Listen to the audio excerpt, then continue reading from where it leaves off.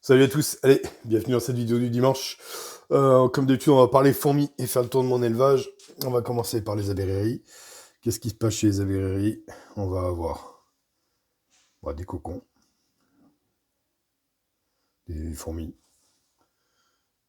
Alors ça, c'est avant que Monsieur Frou vienne me dire, oui, la poussière, c'est d'humidité à l'intérieur.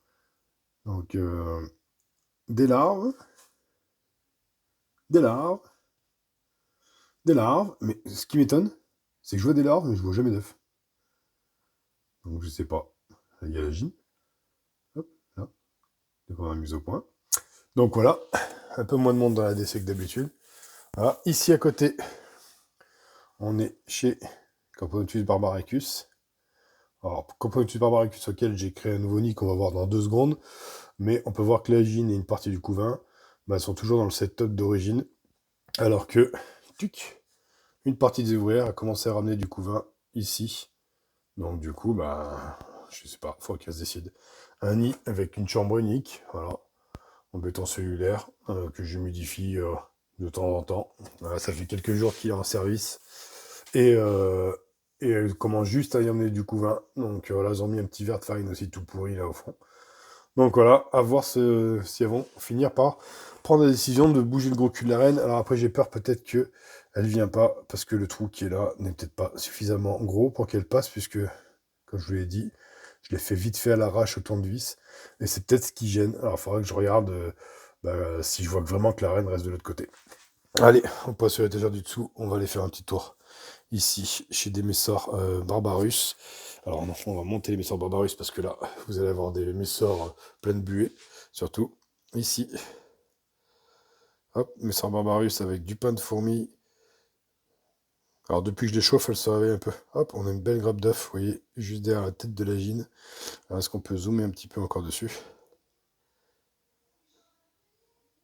Ah oui, une très très très jolie grappe d'œuf même d'ailleurs. Donc comme quoi, elle avait besoin d'un petit coup de chaud. Celle-là, pour info, elle vient de Montpellier, de chez Cyril. Celle que j'ai sauvée de la noyade pendant son trajet. Donc voilà. Hop, ici à côté, on a les Camponotus thoracicus. Donc on a 2 cocons. Ici on a des gros bédias, je pense. Ici on a une belle grappe d'œuf. Un reflet. Et toujours mon tube cassé. Désolé pour cette coupure, mais il y a eu un éternuement surprise et j'ai pas voulu vous péter les oreilles. Donc je disais toujours mon tube cassé et toujours dans le sac. Ça marche super bien. À côté, on a mes Sanctus qui ont déménagé et qui vivent dans leur nid en béton cellulaire. Alors elles demandent beaucoup d'humidité. J'avais oublié de l'humidifier pendant 2 jours. Résultat, elles sont retournées dans le tube humide là-bas. D'ailleurs, il faudrait que je profite qu'il n'y ait plus personne pour boucher le trou. Donc je sais qu'il faut que je mouille tous les 2 jours, que je remplisse ici ma réserve d'eau. Sinon, ma foi, ça a l'air de bien se balader et bien être content. Donc voilà, ici on passe chez mes Crontatus. On va profiter tout de suite pour aller voir cette belle grappe d'œuf que j'ai vue en un claquement d'œil. Voilà, il y en a une deuxième à côté. Elles sont en pleine ébullition. Franchement, ça se développe, ça avance bien. Il commence à y avoir beaucoup de monde. Madame Lagine, toujours là. Des larves. Ouais, tout va bien. Hop, ici. Et dans l'air de chasse aussi, on commence à avoir du monde. Donc nourris aux vivants maintenant. C'est une habitude, elles ont deux petits verres de farine, elles. Et puis elles se débrouillent avec.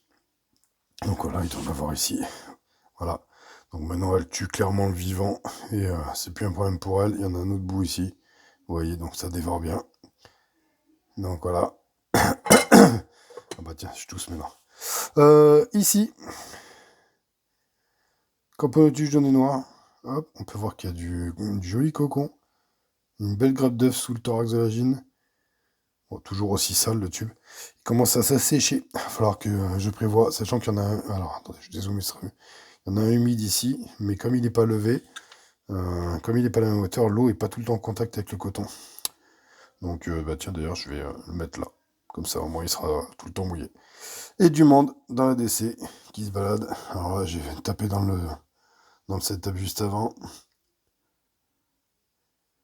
Donc voilà, ouais, ça commence à être un peu populeux aussi, cette petite espèce-là. C'est bien sympatoche tout ça. Allez, on descend, on va voir les monstres. Alors, période de natation, toujours. Toujours une petite période de natation le matin pour les manicas. C'est pour se mettre en forme. Ici, là-bas, c'était un abreuvoir, mais elles ont décidé que c'était devenu un perchoir. Donc du coup, bah, on va leur laisser ça, bon, sachant qu'elles en ont un autre ici. Voilà, pareil, elles ont eu du verre de farine il n'y a pas très très longtemps. Putain, j'ai le speed, ça fait 6 minutes. On est déjà presque à la fin de la vidéo. Alors ici, on va encore avoir une belle grappe d'œufs. Voilà, des larves, des nymphes, de la poussière pour faire plaisir à Frou. Voilà, ici, le reflet dû à la lumière. Qu'est-ce qu'on a là? Tac. Qu'est-ce qu'elle fait? Elle nourrit la... Qu'est-ce qu'elle fait, elle? Alors, elle est en train de se... Qu'est-ce qu'elle fout, celle? Elle mange quoi? Elle se nettoie les pattes. Je sais pas ce qu'elle fout, là. Enfin bon. Hop, ici, encore des ouvrières. Ici, on a le cul de Madame Lagine. Là, on arrive à la voir. Donc voilà, de l'autre côté aussi, pareil. Ici, on a un verre de farine là, qui reste, ici. Voilà, avec les ouvrières qui sont en train de s'en occuper. Hop, ici, on a des nymphes en tout genre. Mais tout va bien aussi chez elle. Alors, je suis en train de penser à autre chose en même temps. On va aller jeter un petit coup d'œil au dernier étage. Alors, excusez-moi parce que j'ai du monde qui parle derrière et j'espère que vous n'entendez pas. Normalement, non. Mais voilà, qu'est-ce qu'on a ici? On a ici ma Camponotus aethiops avec une toute petite larve. C'est une aethiops celle-là? Ouais, alors s'il y a d'autres cocons. Voilà, ici, cachés. Là à côté, Piscapa avec un cadavre, avec une gine complètement gonflée, mais il n'a toujours pas décidé de prendre. Donc voilà. Hop. Qu'est-ce qu'on a ici? Petite Lasus SP noire.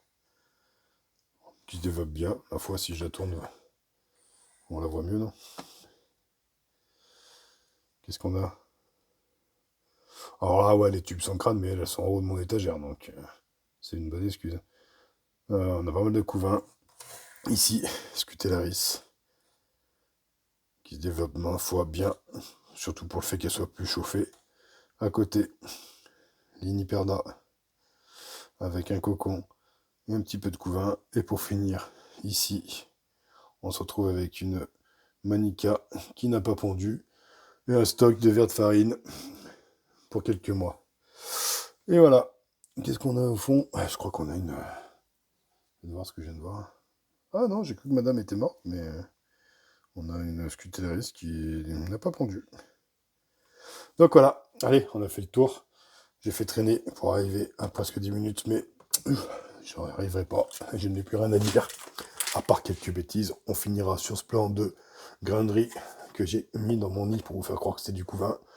Allez, ciao ciao, à dimanche prochain.